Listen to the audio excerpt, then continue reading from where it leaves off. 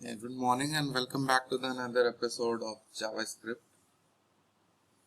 आज का टॉपिक है हमारा पेज रीडायरेक्शन। पेज रीडायरेक्शन क्या चीज होती है, इसके बारे में है और कैसे होता है। पेज रीडायरेक्ट क्या होता है? सपोज दैट कोई भी हम किसी पेज पे हैं और वहां पे कोई एक लिंक अवेलेबल है, उस लिंक पे हम क्लिक करते हैं, वो हमें किसी और पेज पे लेता जाता है। That exact thing is called page redirection. तो ये क्या कह रहा है, इसके टर्म्स में समझते हैं। You might have encountered a situation where you clicked a URL, Uniform Resource Locator। आपको पता है URL क्या होता है? एक लिंक होती है जिसपे कोई पेज अवेलेबल होता है। जब हम उस पर क्लिक करते हैं तो उस पेज पे हम पहुंच जाते हैं या रीडायरेक्ट कर दिए जाते हैं। Where you click a URL to reach a page X, but internally you were directed to another page Y. It happens due to page redirection. This concept is different from JavaScript page refresh. Refresh में क्या होता है, वही page दोबारा load कर दिया जाता है। और रीडायरेक्शन में क्या होता है, हम करंट किसी एक लिंक पे क्लिक करते हैं, वो हमें किसी एक नई जगह पहुंचा देता है, कोई एक नए पेज पे पहुंचा देता है। There could be various reasons why you would like to redirect a user from the original page. कई कारण हो सकते हैं आपको ऐसा करने के लिए। We are listing down a few of the reasons. ठीक, देखते हैं। You did not like the name of your domain and you are moving to a new one. आपका अपना डोमेन नहीं पसंद है, आप कहीं और किसी और डोमेन पे मूव करना चाहते हैं। In such a scenario, you may want to redirect. You want to direct all your visitors to the new site. Here you can maintain your old domain but put a single page with the paid redirection, such as all your old domain visitors can come to your new domain. आप link दे रहे हैं old domain का, लेकिन पहुंचा रहे हैं उसको नए डोमेन पे, जो नया डोमेन जो भी है आपका।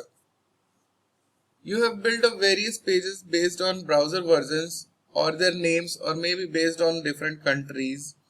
Then instead of using your server side page redirection, you can use client side page redirection to land your users on the appropriate page.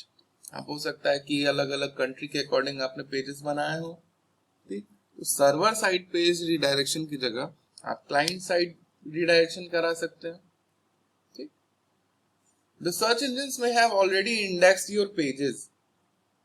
जाहिर सी बात है, कोई भी आप वेबसाइट अगर होस्ट कराते हैं, ये चीज मैंने आपको पहले भी बताई थी, वेबसाइट होस्ट कराने के बाद पहला काम ये होता है कि सर्च इंजिन्स जितने होते हैं आपकी वेबसाइट को इंडेक्स करना शुरू कर देते हैं। स्पाइडर प्रोग्राम होता है, ये सारे क्या करते हैं, आपके वेबसाइट के कंटेंट्स को इंडेक्स करना शुरू करते हैं, ताकि जब कोई सर्च परफॉर्म की जाए तो उसमें आपकी वेबसाइट को लिस्ट करना है नहीं करना, ये वो कर पाए। ठीक, इसी में होता है सर्च इंजन ऑप्टिमाइजेशन। उसमें क्या होता है कि आपके वेबसाइट्स की एप्रोप्रिएशन, उसकी इंटीग्रिटी, वो एक तरह से अपने सर्च रिजल्ट्स में उसको कंसिडर करना शुरू करता है। मतलब जब कोई एक पर्टिकुलर चीज जब सर्च की जाती है तो आप देखते होंगे कि सर्च रिजल्ट्स हजारों लाखों की संख्या में लिस्ट करके गूगल के आ जाते हैं। लेकिन जनरली यूजर क्या करता है, वो जो पहला पेज होता है उसी पे सेलेक्ट कर लेता है। जनरल टर्म में ये होता है, ऐसा नहीं है कि आप चौथे पेज का डेटा नहीं सेलेक्ट कर सकते, चौथे पेज की लिंक नहीं सेलेक्ट कर सकते, पहले पेज वाला प्रिफर्ड है। ऐसा एक साइकोलॉजिकल है कि हम आगे क्या बढ़े, यहाँ वाला अप्रोप्रिएट होगा, और होता भी यही है। जो वेबसाइट जितनी ज्यादा बार क्लिक होती हैं, ये एक माना जाता है कि वो उतनी ही अप्रोप्रिएट होंगी। गूगल क्या करता है, उन्हें लिस्ट में ऊपर लाता जाता है। ठीक, सबसे पहली जो साइट होगी, वो आप जो भी उसका सर्च रिजल्ट होगा, उसमें जो भी सबसे पहला लिंक होगा, ये जनरली कहा जाता है, माना जाता है और होता भी है कि सबसे ज्यादा बार क्लिक हुई है। सबसे ज्यादा बार क्लिक हुई है मतलब सबसे ज्यादा बार यूजर्स ने उसे चुना है। सबसे ज्यादा बार यूजर्स ने चुना है मतलब सबसे ज्यादा वो एप्रोप्रिएट है, इसीलिए वो सर्च रिजल्ट में सबसे ऊपर। यही होती सर्च इंजन ऑप्टिमाइजेशन। उसमें क्या होता है, आपकी जो लिस्ट होती है, जो भी लिस्ट है, जो सर्च रिजल्ट की लिस्ट है, उसमें आपकी साइट को, आपकी जो भी यूआरएल है उसको वो प्रायोरिटी में ऊपर लाता जाता है। ठीक, कीवर्ड्स के माध्यम से आपके वेबसाइट पे जो कीवर्ड्स होते हैं, पहले मान लो 5 कीवर्ड डालने पे आपकी साइट मिलती थी, जैसे जैसे प्रायोरिटी में ऊपर आती जाएगी वो 2 ही कीवर्ड में मिल जाती होगी, 1 कीवर्ड में मिल जाएगी। ठीक, यही होती है search engine optimization. But while moving to another domain, you would not like to lose your visitor coming through the search engines, so you can use client-side page redirection. But keep in mind, this should not be done to fool the search engine. It could lead your site to get banned. ठीक, तो जाहिर सी बात है, search engine को उल्लू ना ही बनाए तो ठीक है। How page redirection works, कैसे काम करता है? The implementation of page redirection are as follows. यहाँ एक एग्जांपल दिया हुआ है। यह क्या कर रहा है, एक बटन इस पे बनाएंगे, उस बटन पे क्लिक करेंगे तो इस जगह tutorialspoint.com पे पहुंच जाएंगे। हम ट्यूटोरियल्स पे नहीं, हम गूगल पे चल के देखते हैं। यही कोड हमने यहाँ पे लिया हुआ है। ठीक, इसको सेव करते हैं और इसको रन करा लेते हैं।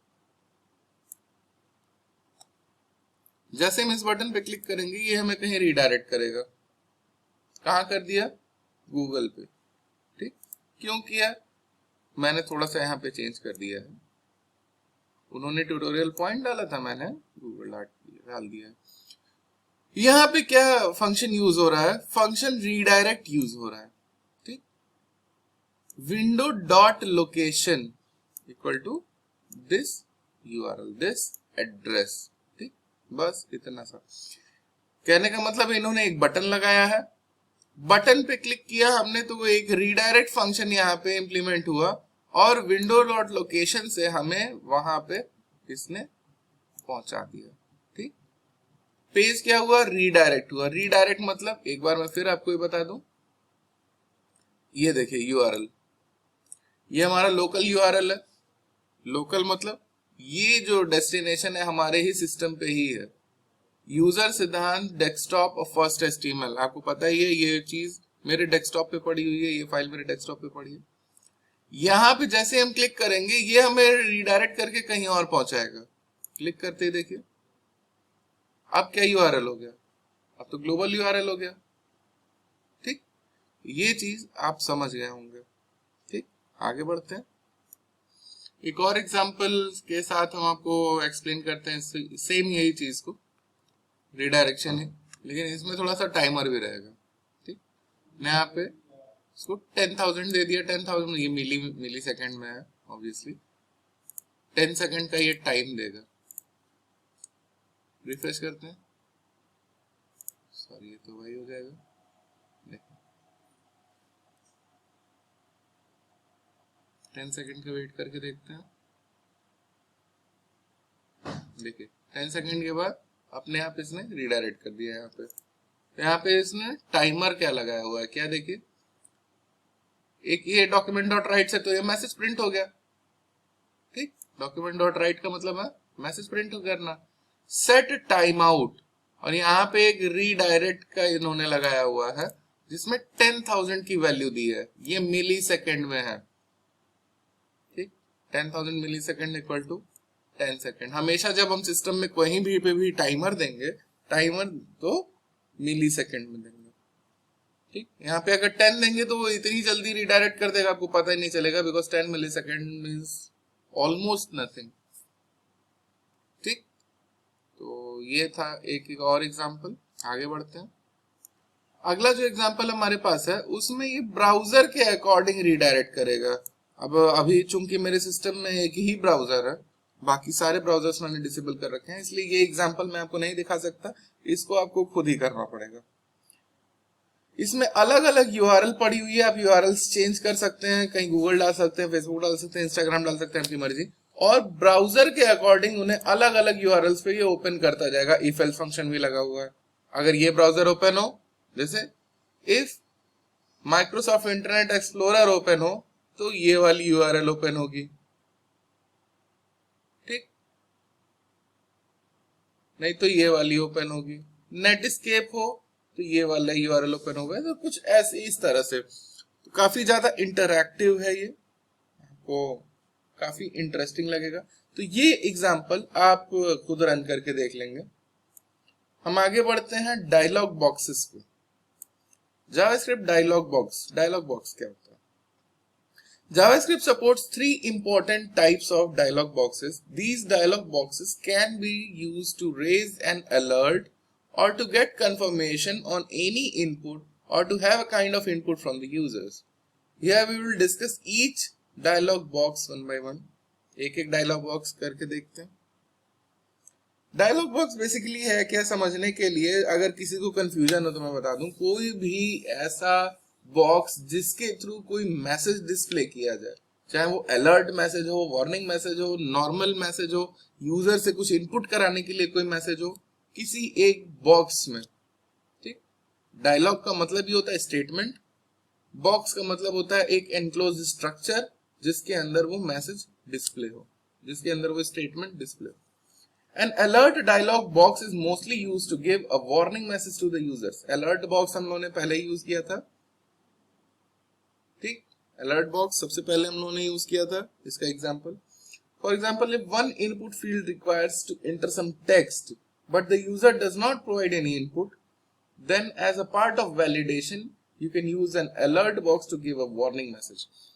अक्सर ऐसा होता है, फॉर्म आप भर रहे होते हैं, मान लीजिए उसमें मोबाइल नंबर डालने के लिए आता है, मोबाइल नंबर की जगह आप कुछ और उसमें डाल देते हैं, या 10 डिजिट की जगह 5 डिजिट का डाल देते हैं, तो एक वार्निंग मैसेज वो आपको डिस्प्ले कराता है।